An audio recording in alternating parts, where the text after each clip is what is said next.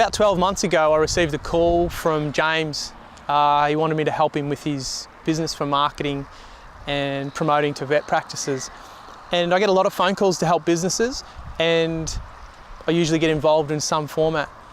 I don't often really enjoy the industry or the people that I get to work with. The thing that blew me away was the wonderful people, the front desk staff, the vet nurses, the vets. And as I got to learn more and more about them, I became entrenched and wanted to do more in it and be more involved.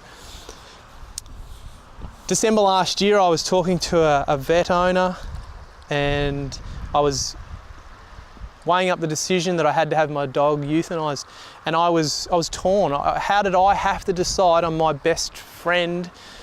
How did I have to decide that Holly had to be put down? Why did it have to come to me? I didn't want to make that decision.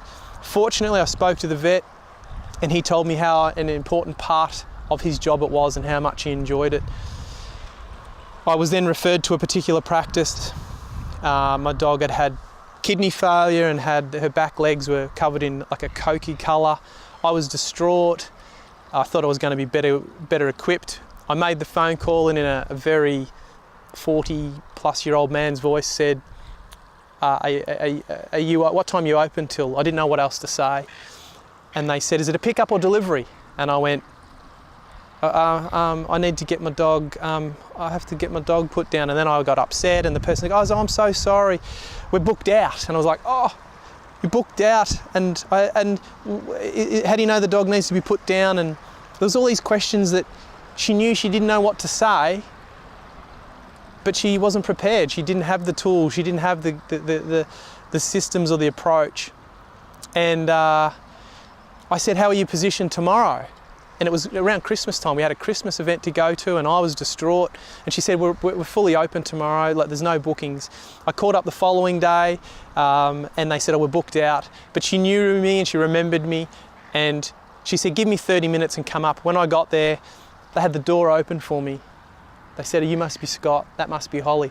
Oh, the service was extraordinary. I walked in and the vet was amazing, and the way they treated us from that point on was, I was very humbled by the experience.